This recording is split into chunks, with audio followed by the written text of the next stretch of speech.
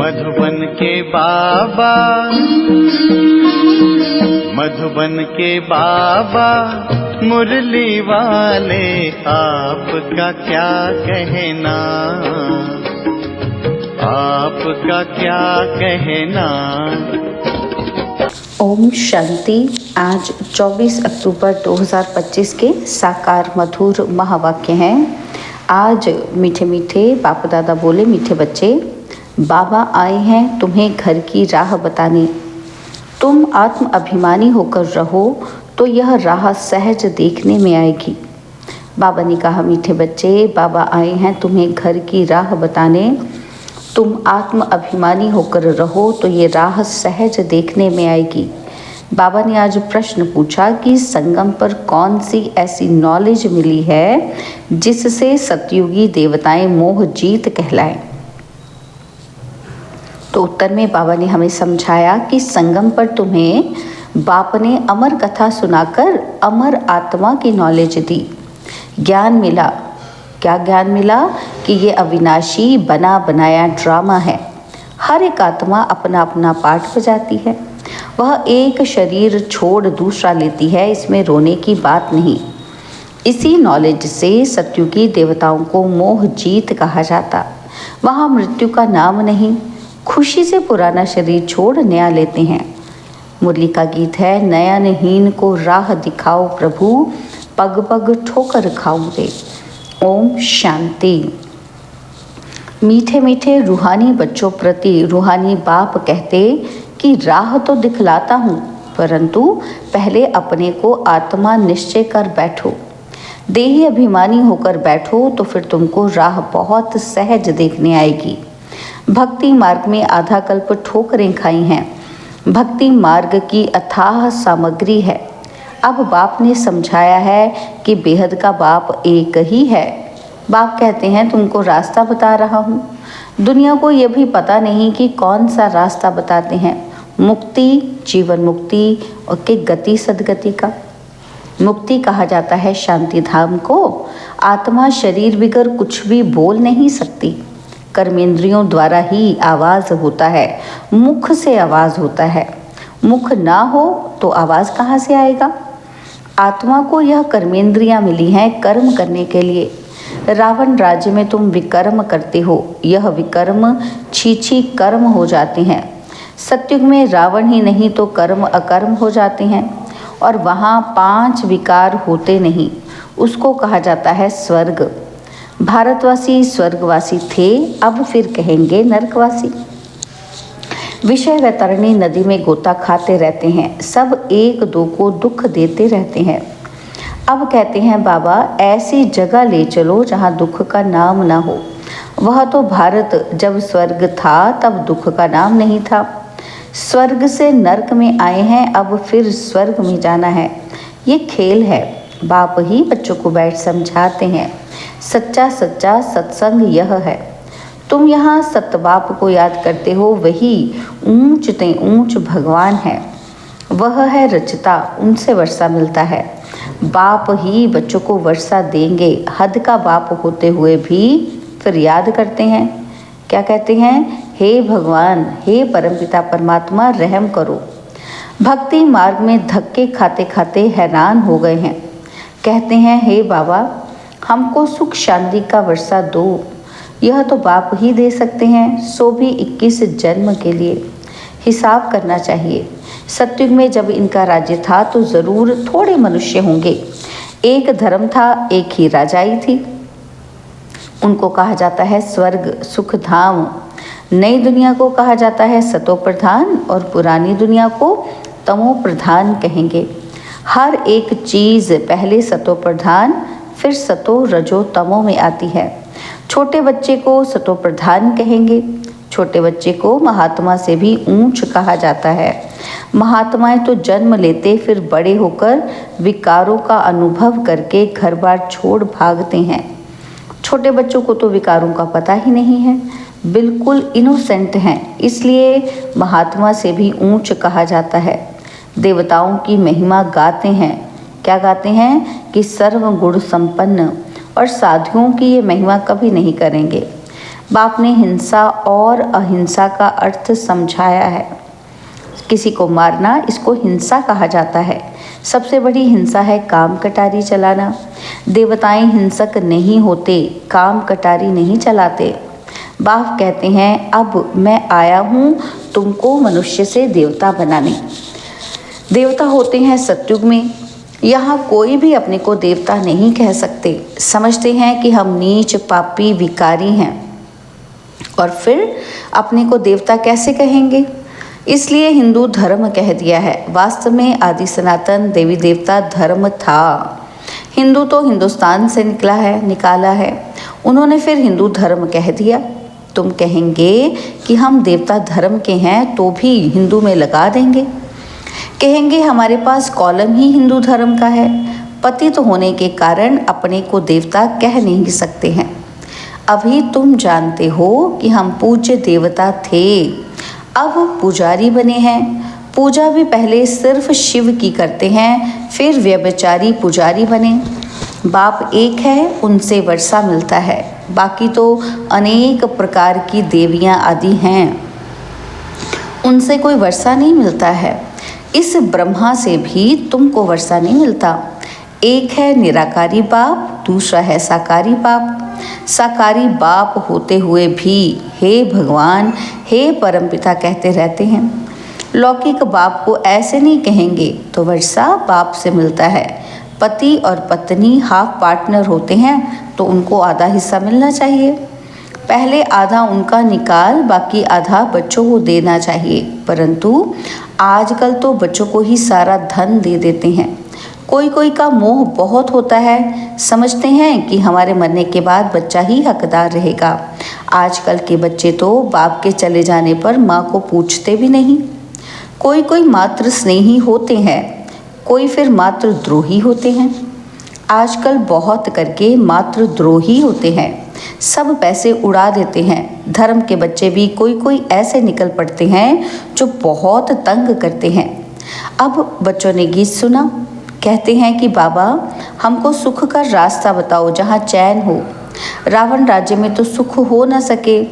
भक्ति मार्ग में तो इतना भी नहीं समझते कि शिव अलग है, शंकर अलग है। बस माथा टेकते रहो, शास्त्र पढ़ते रहो। अच्छा, इससे क्या मिलेगा? कुछ भी पता नहीं। सर्व के लिए शांति और सुख का दाता तो एक ही बाप है। सतयुग में सुख भी है तो शांति भी है। भारत में सुख शांति थी, अब नहीं है। इसलिए भक्ति करते करते दर दर धक्के खाते रहते हैं।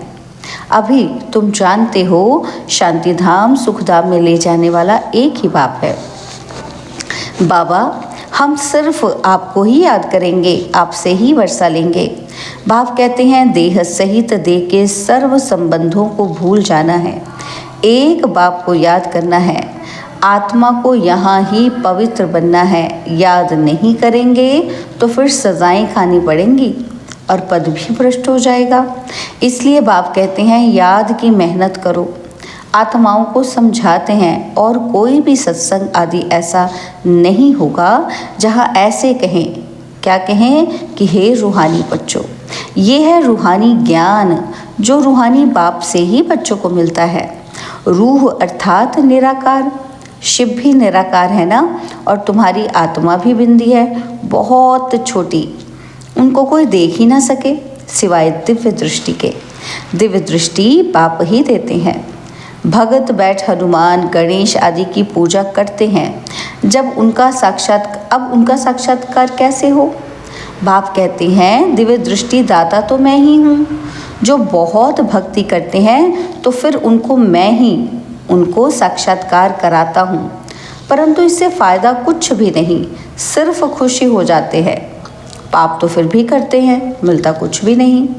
पढ़ाई बिगर कुछ बन थोड़े ही सकेंगे। देवताएं सर्व गुण संपन्न हैं, तुम भी ऐसे बनो ना। बाकी तो वो है सब भक्ति मार्ग का साक्षात्कार। सचमुच श्री कृष्ण से झूलो, स्वर्ग में उनके साथ रहो, वह तो पढ़ाई पर है। जितना श्रीमत पर चलेंगे उतना ऊंच पद पाएंगे। श्रीमत भगवान की गाई हुई है, श्री कृष्ण की श्रीमत नहीं कहेंगे। परम पिता परमात्मा की श्रीमत से श्री कृष्ण की आत्मा ने ये पद पाया है। तुम्हारी आत्मा भी देवता धर्म में थी, अर्थात श्री कृष्ण के घराने में थी। भारतवासियों को ये पता नहीं है कि राधे कृष्ण आपस में क्या लगते थे। दोनों ही अलग अलग राजाई के थे और फिर स्वयंवर बाद लक्ष्मी नारायण बनते हैं। ये सब बातें बाप ही आकर समझाते हैं। अब तुम पढ़ते ही हो स्वर्ग का प्रिंस प्रिंसेस बनने के लिए। प्रिंस प्रिंसेस का जब स्वयंवर होता है तब फिर नाम बदलता है। तो बाप बच्चों को ऐसा देवता बनाते हैं। अगर बाप की श्रीमत पर चलेंगे तो देवता कैसे बनेंगे? जब बाप की श्रीमत पर चलेंगे तो। बाबा कहते हैं तुम हो मुख वंशावली और वो हैं कुख वंशावली। वह ब्राह्मण लोग हथियाला बांधते हैं कामचिता पर बिठाने का। अभी तुम सच्ची सच्ची ब्राह्मणियाँ कामचिता से उतार ज्ञान चिता पर बिठाने हथियाला बांधते हो तो यह छोड़ना पड़े। यहाँ के बच्चे तो लड़ते झगड़ते पैसा भी सारा बर्बाद करते हैं। आजकल दुनिया में बहुत गंद है। सबसे गंदी बीमारी है बाइस्कोप। अच्छे बच्चे भी बाइस्कोप में जाने से खराब हो पड़ते हैं। इसलिए बीके को बाइस्कोप में जाना मना है। हाँ, जो मजबूत है उनको बाबा कहते हैं वहाँ भी तुम सर्विस करो, उनको समझाओ। ये तो है हद का बाइस्कोप। एक हद का बाइस्कोप भी है। बेहद के बाइस्कोप से ही फिर ये हद के बाइस्कोप झूठे बाइस्कोप निकले हैं। अभी तुम बच्चों को बाप ने समझाया है कि मूल वतन जहाँ सभी आत्माएं रहती हैं, फिर बीच में है सूक्ष्म वतन। यह है साकार वतन। खेल सारा यहाँ चलता है। यह चक्र फिरता ही रहता है। तुम ब्राह्मण बच्चों को ही स्वदर्शन चक्रधारी बनना है, देवताओं को नहीं। परंतु ब्राह्मणों को ये अलंकार नहीं देते हैं क्योंकि पुरुषार्थी हैं। आज अच्छे चल रहे हैं, कल गिर पड़ते हैं, इसलिए देवताओं को दे देते हैं। श्री कृष्ण के लिए दिखाते हैं स्वदर्शन चक्र से अकासुर बकासुर आदि को मारा। अब उनको तो अहिंसा परमो धर्म कहा जाता है, फिर हिंसा कैसे करेंगे? ये सब है भक्ति मार्ग की सामग्री। जहाँ जाओ शिव का लिंग ही होगा। सिर्फ नाम कितने अलग अलग रख दिए हैं। मिट्टी की देवियाँ कितनी बनाते हैं, श्रृंगार करते हैं, हजारों रुपया खर्च करते हैं। उत्पत्ति की फिर पूजा करेंगे, पालना कर फिर जाए डुबोते हैं। कितना खर्चा करते हैं गुड़ियों की पूजा में, मिला तो कुछ भी नहीं। बाप समझाते हैं कि यह सब पैसे बर्बाद करने की भक्ति है। सीढ़ी उतरते ही आए हैं। बाप आते हैं तो सबको चढ़ती कला होती है। सबको शांति धाम सुख धाम में ले जाते हैं। पैसे बर्बाद करने की बात नहीं। फिर भक्ति मार्ग में तुम पैसे बर्बाद करते करते इंसॉल्वेंट बन गए हो। सॉल्वेंट इंसॉल्वेंट बनने की कथा बाप बैठ समझाते हैं। तुम इन लक्ष्मी नारायण की डिनाइस्टी में थे ना, अब तुमको नर से नारायण बनने की शिक्षा बाप देते हैं। वो लोग तीजरी की कथा अमर कथा सुनाते हैं, है सब झूठ। तीजरी की कथा तो ये है जिससे आत्मा का ज्ञान का तीसरा नेत्र खुलता है। सारा चक्र बुद्धि में आ जाता है। तुमको ज्ञान का तीसरा नेत्र मिल रहा है। अमर कथा भी सुन रहे हो। अमर बाबा तुमको कथा सुना रहे हैं। अमरपुरी का मालिक बनाते हैं। वहाँ तुम कभी मृत्यु को नहीं पाते। और यहाँ तो काल का मनुष्यों को कितना डर रहता है। वहाँ डरने की रोने की बात ही नहीं। खुशी से पुराना शरीर छोड़ नया ले लेते हैं। और यहाँ कितना मनुष्य रोते हैं। यह है ही रोने की दुनिया। बाप कहते हैं यह तो बना बनाया ड्रामा है। हर एक अपना अपना पार्ट बजाते रहते हैं। यह देवताएं मोह जीत है ना। यहाँ तो दुनिया में अनेक गुरु हैं जिनकी अनेक मतें मिलती हैं। हर एक की मत अपनी। एक संतोषी देवी भी है जिसकी पूजा होती है। अब संतोषी देवियाँ तो सतयुग में हो सकती हैं, यहाँ कैसे हो सकती? सतयुग में देवताएं सदैव संतुष्ट होते हैं। यहाँ तो कुछ न कुछ आश रहती है और वहाँ कोई आश नहीं होती। बाप सबको संतुष्ट कर देते हैं।